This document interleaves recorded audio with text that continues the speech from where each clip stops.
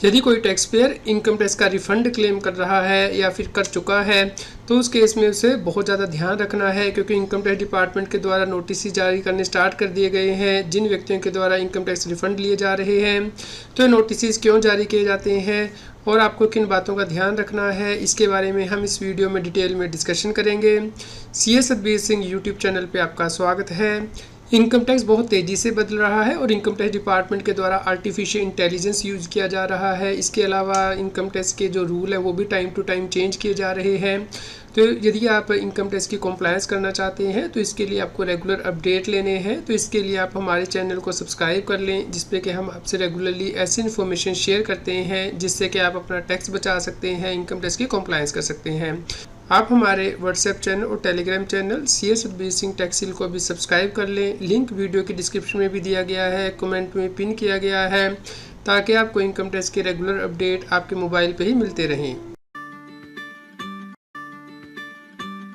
दोस्तों, ऐसा नहीं है कि कोई टैक्स पेयर इनकम टैक्स की रिटर्न फाइल कर देता है, रिफंड क्लेम कर लेता है तो उसके बाद इनकम टैक्स डिपार्टमेंट कुछ नहीं करता है। इसके बाद इनकम टैक्स डिपार्टमेंट के द्वारा स्क्रूटनी की जाती है रिटर्न्स की कि किस व्यक्ति ने कितना रिफंड क्लेम किया है, क्या वो रिफंड सही क्लेम किया या नहीं। तो चलिए चलते हैं इनकम टैक्स के नोटिस की तरफ, जहाँ पे कि टैक्स पेयर को नोटिस जारी किया गया क्योंकि उसने इनकम टैक्स की रिटर्न में जो डिडक्शंस क्लेम की थी वो गलत क्लेम की थी। इस प्रकार जो उसने रिफंड लिया है वो भी गलत लिया है। तो जैसा कि आप यहाँ पे देख सकते हैं, यहाँ पे 19,97,500 रुपीज़ की डिडक्शन क्लेम की गई थी डिफरेंस सेक्शन के अंतर्गत, जैसे कि ATC के अंतर्गत, ATCCD1B के अंतर्गत, ATCCD2 एक्स्ट्रा के अंतर्गत। और जब SSC से इसके प्रूफ मांगे गए तो कोई प्रूफ टैक्स पेयर के द्वारा इसके लिए नहीं दिया गया इनकम टैक्स डिपार्टमेंट को, जिसके बाद कि इसकी एडिशन कर दी गई। इसी प्रकार ही जो इनकम टैक्स की एग्जम्पशंस होती हैं वो भी आपको क्लेम करनी है, लेकिन उसके लिए आपके पास डॉक्यूमेंट्री एविडेंस होना चाहिए और वो लॉ के अंदर अलाउड होनी चाहिए। यहाँ पे टैक्स पेयर ने जो एग्जम्पशन क्लेम की थी 25,55,000 से ज़्यादा की क्लेम की थी, लेकिन इसके लिए भी वो कोई डॉक्यूमेंट्री प्रूफ जो है वो नहीं प्रोवाइड कर पाया इनकम टैक्स डिपार्टमेंट को कि उसने जो ये डिडक्शन या एग्जम्पशन क्लेम की थी इसके लिए वैलिड प्रूफ क्या थे। तो इस प्रकार ये इनकम भी ऐड कर दी गई टैक्स पेयर के हैंड में और इसके ऊपर टैक्स और इंटरेस्ट तो रिकवर किया ही गया, इसके साथ ही इंटरेस्ट और पेनल्टी भी लगाई गई टैक्स पेयर को, क्योंकि उसने गलत तरीके से इनकम टैक्स का रिफंड क्लेम किया था। तो एक और कारण जिसकी वजह से कि इनकम टैक्स डिपार्टमेंट के द्वारा नोटिस जारी किया जाता है वो है टैक्स क्रेडिट का मिसमैच है। तो जब भी आप इनकम टैक्स की रिटर्न फाइल करते हैं उसके बाद आपको सबसे पहला काम करना है अपने टैक्स क्रेडिट की मिसमैच को चेक कर लेना है कि कहीं ऐसा तो नहीं कि आपने जो TDS या फिर एडवांस टैक्स या सेल्फ असेसमेंट टैक्स क्लेम किया है वो इनकम टैक्स के पोर्टल पे आ ही ना रहा हो। तो इसके लिए आपको टैक्स क्रेडिट मिसमैच को चेक करना है। चलिए समझते हैं कि आपको कैसे करना है। इसके लिए आपको इनकम टैक्स के पोर्टल पे लॉगिन करना है। जब आप रिटर्न फाइल कर देते हैं उसके बाद आपको यहाँ पे सब्सिडी टाइप के अंतर्गत जाना है और यहाँ पे टैक्स क्रेडिट मिसमैच का फीचर दिया गया है, इस पर आपको क्लिक करना है। तो मान लीजिए आपने असेसमेंट ईयर 22-23 की ITR फाइल कर दी है, तो आप यहाँ पे जाएंगे, यहाँ पे असेसमेंट ईयर चूज़ करेंगे, यानी कि फाइनेंशियल ईयर 21-22, असेसमेंट ईयर 22-23, यहाँ पे सबमिट करेंगे। तो यहाँ पे आप देख सकते हैं कि हमने जो TDS क्लेम किया है वो हमारा फुल्ली मैच कर रहा है जो 26 में आ रहा है।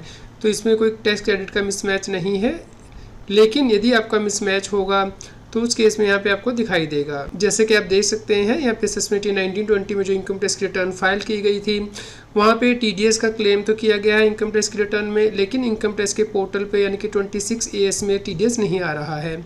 तो यहाँ पे मिसमैच है, तो इसकी वजह से इनकम टैक्स डिपार्टमेंट के द्वारा नोटिस जारी किया जाएगा कि आपने जो TDS का रिफंड क्लेम किया है या ITR में जो TDS क्रेडिट क्लेम किया है वो इनकम टैक्स के पोर्टल पे नहीं आ रहा है। अब आपको इसके लिए डॉक्यूमेंट्री एविडेंस सबमिट करने होंगे। तो यहाँ पे आपको ध्यान रखना है कि यहाँ पे हाई कोर्ट की जजमेंट है कि भले ही आपके 26 में TDS क्रेडिट नहीं आ रहा है फिर भी आप उसका क्रेडिट ले सकते हैं, इनकम टैक्स डिपार्टमेंट रिकवरी नहीं कर सकता है। लेकिन इसके लिए आपके पास डॉक्यूमेंट्री एविडेंस होने चाहिए, जैसे कि डिडक्टर ने आपका TDS काटा है तो उसके लिए आप अपने डिडक्टर से लेजर अकाउंट मंगा सकते हैं या फिर आप अपने एम्प्लॉयर से सैलरी स्लिप ले सकते हैं जिसमें कि मेंशन किया हो कि उसने आपका TDS काटा है। तो भले ही वो इसे डिपॉजिट नहीं करता है आप अपनी इनकम टैक्स की रिटर्न में से क्लेम कर सकते हैं, लेकिन आपको डॉक्यूमेंट्री एविडेंस देने होंगे जैसे ही इनकम टैक्स डिपार्टमेंट आपसे एविडेंस मांगेगा।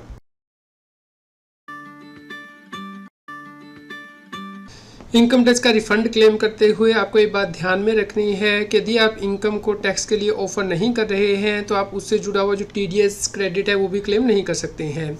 चलिए हम इसे एक एग्जांपल के द्वारा आपको समझा देते हैं। जैसा कि आप यहाँ पे देख पा रहे हैं कि व्यक्ति ने जो हाउस प्रॉपर्टी है वो सेल की है, उसके लिए उसने एडवांस ले लिया है असेसमेंट ईयर 24-25 में, यानी कि 22 मार्च 24 को 10 लाख रुपीज़ के ऊपर उसका 10,000 का TDS कटा है। अब वो इस 10,000 के TDS का जो रिफंड है वो नहीं ले सकता है फाइनेंशियल ईयर 23-24 यानी कि असेसमेंट ईयर 24-25 में, क्योंकि इस केस में जो रजिस्ट्री हुई है वो 25-26 असेसमेंट ईयर में हुई है। तो असेसमेंट ईयर 25-26 में वो 50 लाख रुपीज़ की जो सेल कंसिडरेशन है वो रिपोर्ट करेगा अपने इनकम टैक्स रिटर्न में, और इसके साथ ही जो 50,000 रुपीज़ का टोटल TDS क्रेडिट है वो क्लेम करेगा। इस प्रकार उसे यहाँ असेसमेंट ईयर 24-25 में जो 10,000 रुपीज़ का TDS आ रहा है ये इसे कैरी फॉरवर्ड करना होता है। तो इसी प्रकार यदि आपकी कोई और इनकम है जो कि आप ऑफर नहीं कर रहे हैं टैक्स के लिए, आप कैरी फॉरवर्ड कर रहे हैं नेक्स्ट ईयर के लिए, तो उस केस में आपको उससे जुड़ा हुआ जो TDS क्रेडिट है वो भी कैरी फॉरवर्ड करना है, आप उसका रिफंड क्लेम नहीं कर सकते हैं। कई बार ऐसा भी होता है कि आपने इनकम टैक्स के लिए लास्ट ईयर में ऑफर कर दी थी लेकिन आपका TDS जो है नेक्स्ट ईयर में कटा है। जैसे कि ज़्यादातर कॉन्ट्रैक्टर के केस में होता है कि वो 31 मार्च को बिल सबमिट करते हैं, अपने बुक्स में उसे बुक कर लेते हैं, लेकिन ये बिल बाद में पास होता है तो उनका डिडक्टर नेक्स्ट ईयर में उनका TDS काट लेता है। तो इस केस में आपको क्या करना है, चलिए हम इसे भी एग्जाम्पल के द्वारा समझ लेते हैं।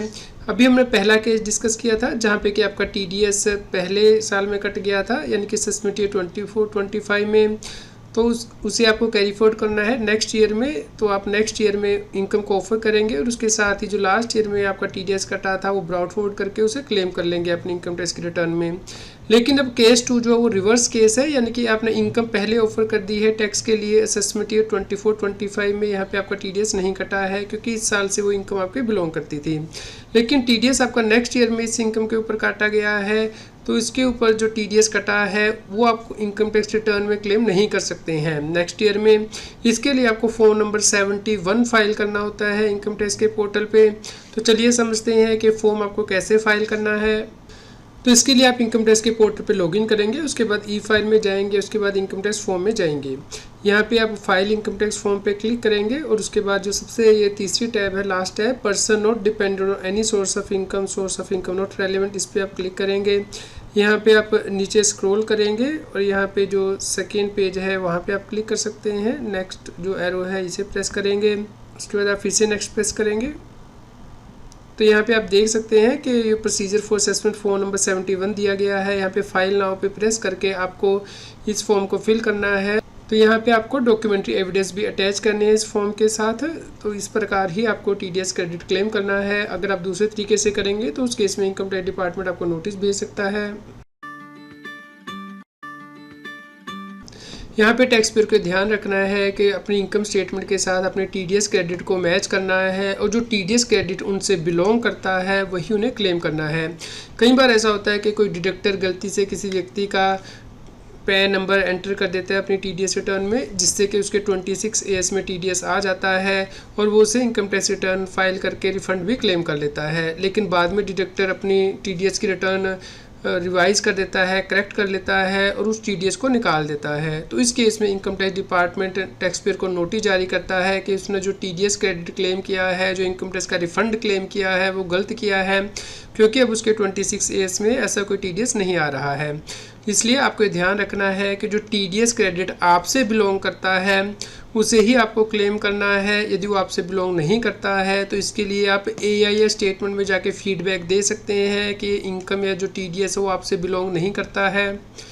तो इस प्रकार TDS का क्रेडिट क्लेम करते हुए आपको बहुत सी बातों का ध्यान रखना है और ये इंश्योर करना है कि आप करेक्ट डिडक्शंस, एग्जम्पशंस क्लेम करें या TDS क्रेडिट क्लेम करें, ताकि आपको इनकम टैक्स डिपार्टमेंट का कोई नोटिस ना आए। यदि आपका कोई क्वेश्चन हो तो आप हमें वीडियो के नीचे कमेंट करके ज़रूर बताएं। कृपया लाइक करें और शेयर करें। आपको असेसमेंट ईयर 24-25 की ITR कैसे फाइल करनी है, इसके लिए CS Satbir Singh YouTube channel पे प्लेलिस्ट में जाके आप प्लेलिस्ट दे सकते हैं ITR फाइलिंग से रिलेटेड, जिसपे कि हमने 50+ वीडियो कवर की हैं ITR फाइलिंग से रिलेटेड, और वीडियोज़ में जाके लेटेस्ट वीडियो देख सकते हैं। तो आप इन सभी वीडियोस को देखिए, लाइक कीजिए, शेयर कीजिए ताकि सभी लोगों तक ये जानकारी पहुंच पाए और वो इनकम टैक्स की कॉम्प्लायंस कर पाएँ। रेगुलर टैक्स अपडेट के लिए इस चैनल को सब्सक्राइब करें। आप हमें Telegram app CA Satbir Singh टैक्सिल पर ज्वाइन कर सकते हैं ताकि आप GST और इनकम टैक्स के रेगुलर अपडेट अपने मोबाइल पर ही प्राप्त कर सकें।